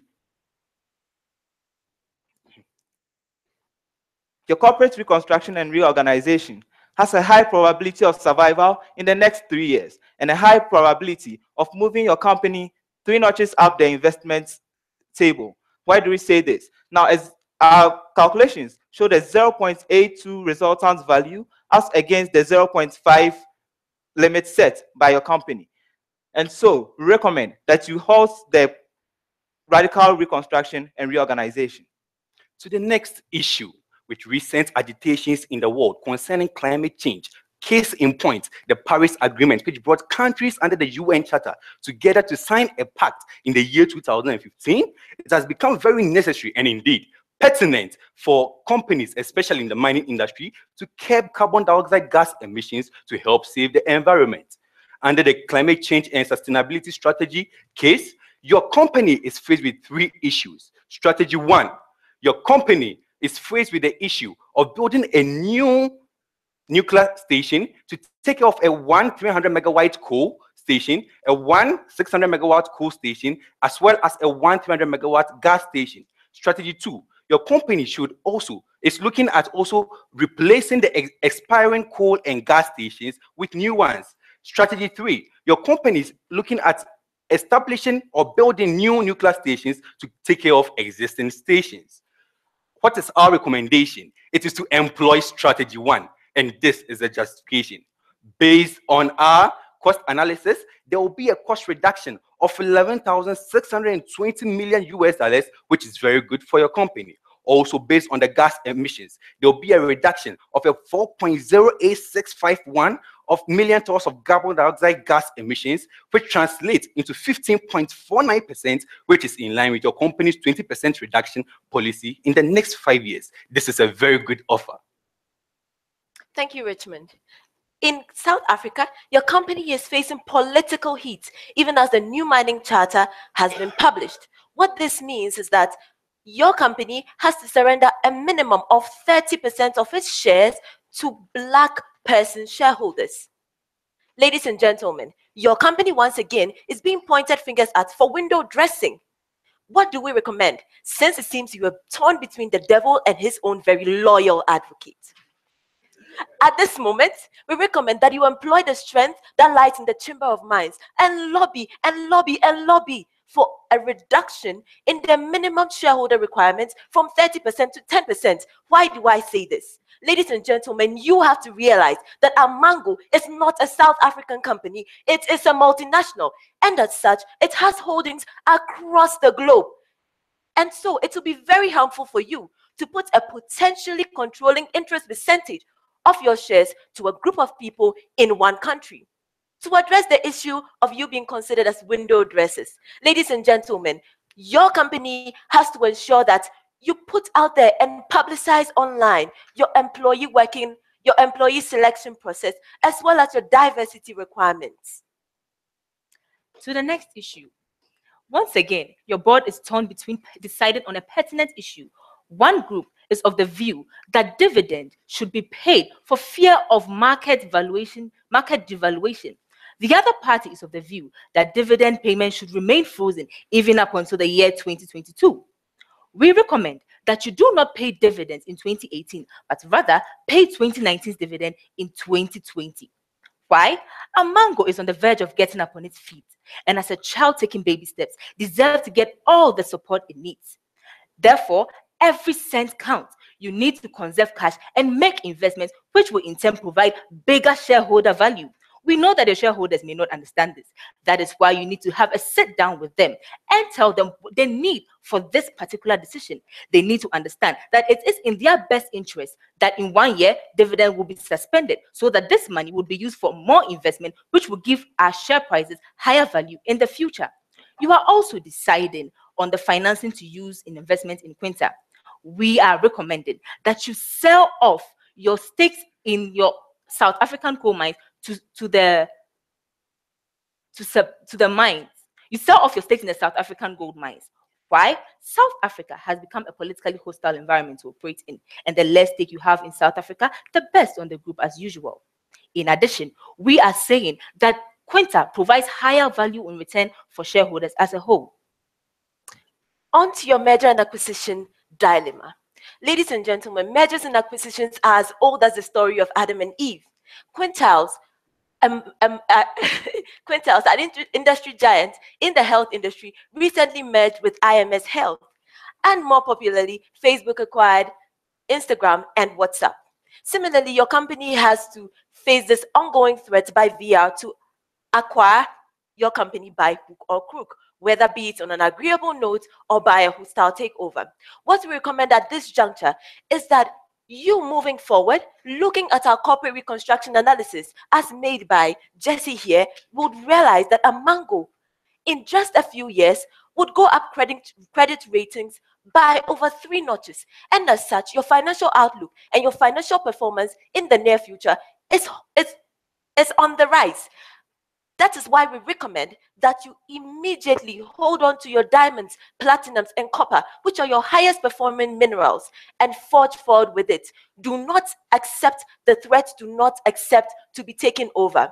Furthermore, just as Harriet mentioned, you realize that the political atmosphere in South Africa, as well as the ethical atmosphere, is not at all feasible and does not at all promote your business. And that is why we are recommended that you unbundle and sell off your wholly owned subsidiaries in coal in South Africa. What this will do is that the South African government will be pleased, and so you will not have to worry about PIC losing interest in you. To conclude, to solve the issue of corporate reconstruction and reorganization, we recommend that you don't proceed with corporate reconstruction and reorganization radically. With the issue of climate change and sustainability strategy, we recommend that you employ strategy 1. Thirdly, to solve the issue of political risk in South Africa, we recommend that you employ the Chamber of Mines to forge for a downward decrease from 30% to 10% in the minimum shareholder requirement. Also, you should make your employee selection process and diversity procedures very open and transparent to the public. Concerning the issue of group dividend, financing, and investment decisions, we recommend that you do not pay dividends in 2018, but pay 2019's dividends in 2020. Also, you should sell off your wholly owned South African coal mines and top up with your cash flows. Finally, with regards to your mergers and acquisitions, you should hold on to your platinum, diamonds, and copper as indicated by our corporate reconstruction analysis. You should, however, sell your wholly owned subsidiaries in South Africa due to the unstable political and ethical atmosphere. And talking about ethics, you should note that the current threat against Amango is by a former CEO. And what that implies is that Amango needs to insert a code in this code of conduct, needs to insert a clause, in this code of conduct that would prevent top-level management executives from Amango from taking top management positions in competitor companies for a minimum of 5 years after exit from Amango. If such a clause already exists, we suggest that legal action be immediately taken. Optimism is the faith for achieving success. We are Team Iris, and we indeed provide the best solution to Amango PLC's problems. Thank you. Thank you.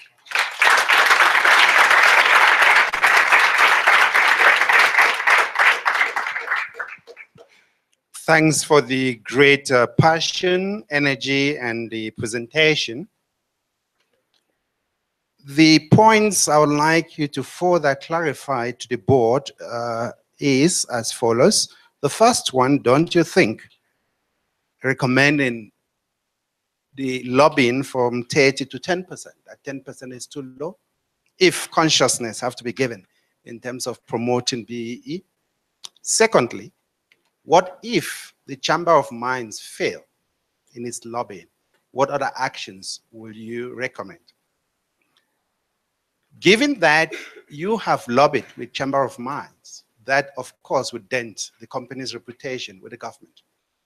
What mitigating actions will be recommended? Can I add on there? Okay. You are now facing a challenge with the government, with the Minister of Mineral Resources and the government. If you are recommending the reduction of shareholding of Black people from 30% to 10%, don't you think now you will be taking the might of South African Black population and be challenging your position? Thank you very much for your question. I'll handle the first question with regards to the percentages. We realize that PIC, all over Amango's holdings across the globe, we have 40% stake in Africa, and of the 40% in Africa, PIC is the largest shareholder. Now, calculating the 40% stake they have, we realize that multiplying it by their 15% stake, we realize that they have 15%.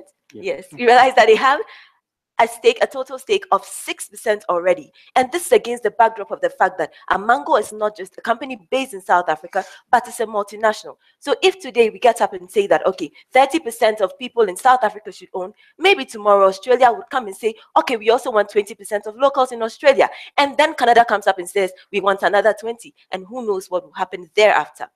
Now, secondly, to address your issue of going on with bargaining with the Chamber of Mines and finding out that they do not want to change anything. That's if the Chamber of Mines doesn't succeed with the government to lobby, what other actions can they take? Okay, thank you. Please, can I just add it onto your question? Once again. Her question was, will the people of South Africa not rebel against Mango for your recommendation to reduce from 30 to 10%? Okay, thank you very much. I believe I've partly answered that question in my initial answer. And so to the issue of people rebelling, we realized that initially in our presentation to your board, we advised you that across divisions, to prevent Aboriginal action and to prevent locals from rebelling against you, you should inculcate a policy that will include locals in the workforce. And also you should train locals to be a part of that. And so on that background, we believe that that shouldn't be a big problem. Now, if bargaining with the Chamber of Mines fails, what we are suggesting is that we are asking that you unbundle your wholly owned subsidiaries in South Africa. And when that happens, it simply means that now the South African government will be pleased because they have Amango South Africa all to themselves. And then we can go on and give them 30% of Amango South Africa, because now it's not Amango PLC, but Amango South Africa. And that defeats the whole purpose of being a multinational. And also to add to that, in terms of controlling interest, we realize that normally the general notion is that if you have 50% plus one, then that means you have controlling interest. But there are some exceptional cases where you can actually have 30% interest, and that will be considered as controlling interest. In a situation where the other shareholders in the company have minimal holdings, for instance, let's say a group in South Africa has 30% stake, another group has 5% across. So in terms of AGMs, when decisions have to be made, it means that particular group that has the 30% holdings can champion in interest that they consider in their interest against the interest of Amango as a company. And as consultants, we are looking at the best ways of saving or salvaging Amango from its current predicament. So we can't advise that you grant or you continue or you agree with the minister's proposal of granting 30% right to a particular group, which we might not know their parochial interest that they are looking for. Thank you very much. Thank you, Team Iris. It was very interesting listening to you. I've got a two-pronged question for you. Firstly, you said we should sell off our coal mines. In South Africa. In South Africa. Okay. So you know the challenges that come with selling off. It will definitely come with people being laid off, because the people will sell to will immediately want to start at least consolidating and recouping some of the investment they made. So I want you first to shed some light on whether you consider that, because you do know that we're a company that is very committed to the social impact that we have on our environment. So that's my first question to you. The second one, you advising us, if we don't have it yet, to put a trade restriction into our code of ethics, and then to litigate our CEO in terms of the action that he has taken. Do you not think that this will further land us into trouble? We are already in troubled waters. Now we're going to go the litigation route. Did you actually look at the impact this may have on our already shaky position? Thank you for the question. I will take the first question regarding considering the employees. We did take into consideration the impact it would have on employees, but this is a good offer regarding concerning the current and prevailing issues, especially in South Africa. Employees are very important to us, and as such, we believe that any company that would take them, we can actually put the clause in it that they maintain a certain percentage of our employees. In addition, we actually have a thriving coal mine in South Africa, in Canada, which we are actually taking the money from here to invest in. If it comes, we will move some of our employees. We are suggesting that the board moves the employees here to Canada to work. And I'm sure the dilemma of the board will be as to the cost involved in transporting employees from here to Canada. It's quite obvious that we'll be getting some inflows, and so that should cater for that. To your second question on the code of conduct, we realize that indeed this might cause a bit of a stir, because already Amango is in the news for window dressing and all of that. But then again, we realize that if Amango does not do this, it's only going to win temporarily and not win forever. But we are looking at the long-term effects of this decision. And that is why we believe that such a clause should be implemented, so that people and top management level executives in Amango do not further go on to do this. Moreover, with this merger and acquisition, we realize that it's a takeover threat and we need as much time as possible. And so once VR realizes that we are putting in such steps, we're taking litigation measures, it's going to slow down the entire process and give us some more time to do the work we need to do. Iris, thanks very much for a good presentation. I just want to confirm the first one. The issues that you listed, is that your prioritization? Yes. So based on that, you've prioritized synergy and corporate acquisition as number 5. Yes, please. But in one of your responses just now, you said that could be a hostile takeover. Yes, please. Now, if you want to have a hostile takeover, you want to improve your balance sheet. So shouldn't this be top of mind of the board? If we have a hostile takeover tomorrow, then all the other things doesn't really matter. Yeah. Your views on that? Thank you for the question. So firstly, much information was given about the takeover, the merger, and we understand the synergies and the benefits that Amango would get.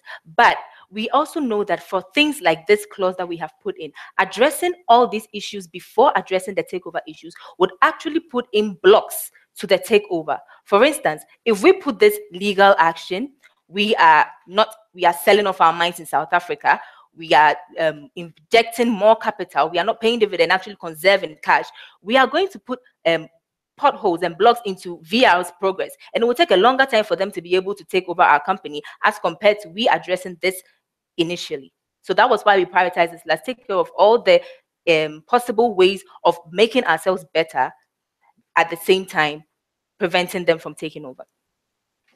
Additionally, we realized that for the very first item we prioritized, we only had 6 months to deal with that. And so we realized that we had to put that first and also consider the ethics and then the environmental conditions, because putting that together, just as she said, will give us a good leverage to stand on to oppose the hostile takeover. Thank you very much. As indeed you mentioned, the advices that you gave us put us in the situation that we are in. However, I just want to get a better understanding. So you say that we should not continue with the cost savings exercise, right? So in the short term. Also in the long term, you're saying that we should build a nuclear plant. Question is where we're going to get the funds. Secondly, the consideration is in the last period, we didn't achieve the cost savings that we were expecting. Yet we did some progress, but we didn't achieve them, the target. And now we want to say, okay, let's build a nuclear power without anything. And then also, in addition, your suggestion is that we're not going to get any dividends this year, only until next year. So can you please give me the rationale and how everything reconciles, please? Okay, thank you very much for the question. So in terms of where we are going to get the funds, we as a consulting firm are looking at how we are going to consolidate our financial statements. So in doing that, we are looking at conserving cash. That's why we are not going to pay out dividends now, but we are going to pay 2019's dividends in 2020, which is against what a part of the board suggested, that is paying in 2020 or paying now, and 2022 or paying now. So in paying in given the announcement that we are going to make the payments in 2019, will make investor confidence gain a bit, which will in turn translate into our shares gaining, share prices gaining. And we consider the nuclear plants and building the nuclear plants very important, considering the fact that we realize that we are in a world that is enclosed. Previously, people thought that the world was really huge and all that, but you realize that things are going on in America that are affecting people in South Africa, because the global stage is a very small one indeed. So that's why we had a conference in 2015 where all countries under the UN Charter met in Paris under the Paris Agreement to find sustainable ways of saving the environment. So as a mining company where we have safety and health as priority one in terms of our pillars of value, we consider this a very important strategy to use to help promote our corporate image, because that's one thing we are lacking as at now, if you'd realize. And if we take a step in this direction, in the eyes of the world or in the view of the world, will be seen as a very corporate or a good corporate organization, which will also in turn translate in a good corporate image for us. Additionally, we are suggesting that you build a nuclear plant to replace the 2 coal and 1 gas plant. And the inflows would come from, as he said, the capital, the cash conservation we are implementing, because it's just a year of not paying dividend. If you look at it technically, we didn't pay dividends in 2017, we didn't pay dividend in 2018, but we will pay dividends in 2019. Early 2020. So we are just giving the company enough time to conserve cash, to invest in conserving energy, invest in Quinta, make these returns, and then pay shareholders higher values. I'm a shareholder, so the board needs to look after shareholders. As you know, last couple of years, we lost 75% of our market value. So I've been waiting a long time. I haven't recouped through share price increases. If I invested in any other of the companies that have performed well, what do you do if the bulk of your investors leave, which means it puts significant pressure on your share price, and all the things that you've put here now will not materialize? I'll take this question. Now, we have already mentioned the fact that we already have an upward credit rating. And so this is actually going to bring in investor confidence. And so for investors, we will advise them, this is where communication comes in. We will advise them to stay and then continue investing into the company, as returns will be higher in the coming years. And so I believe that you would rather forgo a small amount today and achieve a higher amount tomorrow.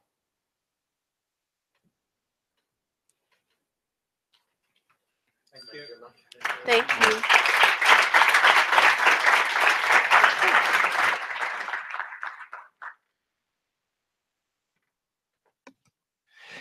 And so, guys, there we have it. Those are the top 3 in the global case study competition of 2017. It is very exciting right now because all the contestants' work is done. There's a big relief on all of them. You can see their faces. It's like, yeah, work is done now. Now who has to work is the judges.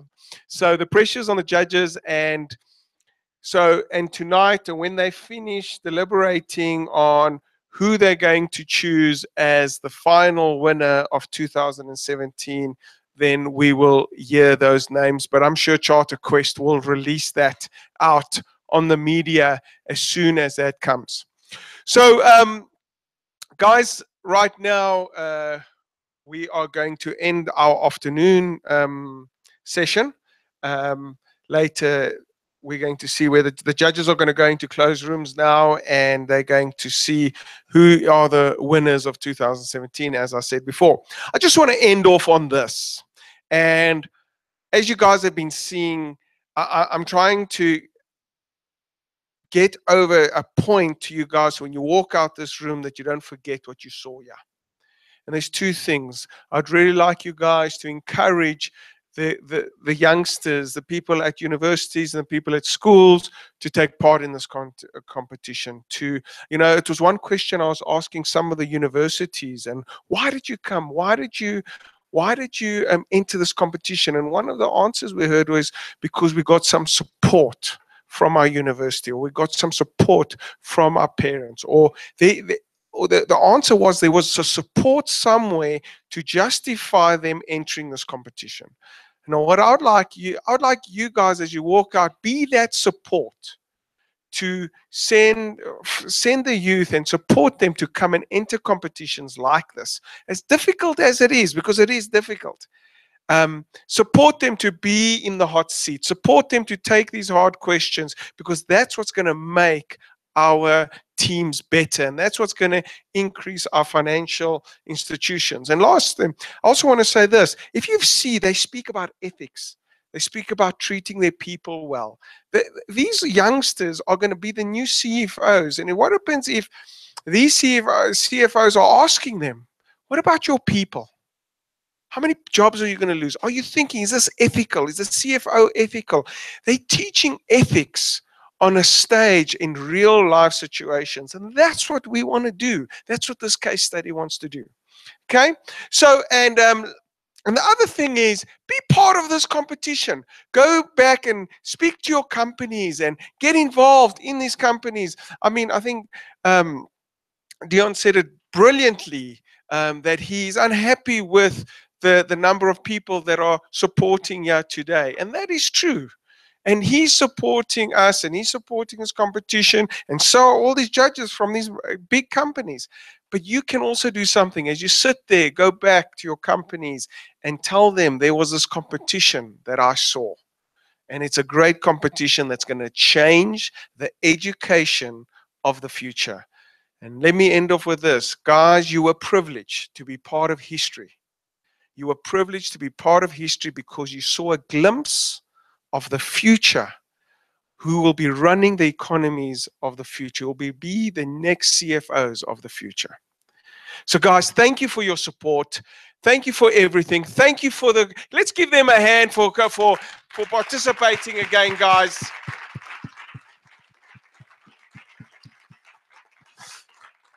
Thank you very much. Thank you for everyone. And let me end off. Thank you to the judges again. This competition is not possible if you don't have the caliber of judges we have. So I really want to thank the judges. Thank you for your time. I know there was something else you could have done now. So thank you for your time. Let's give the judges a hand, guys.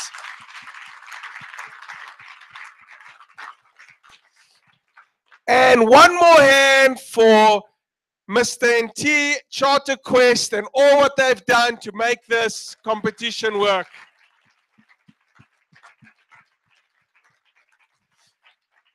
Thank you, guys. That's the end of this afternoon session. Go out, drive safe. Cheers.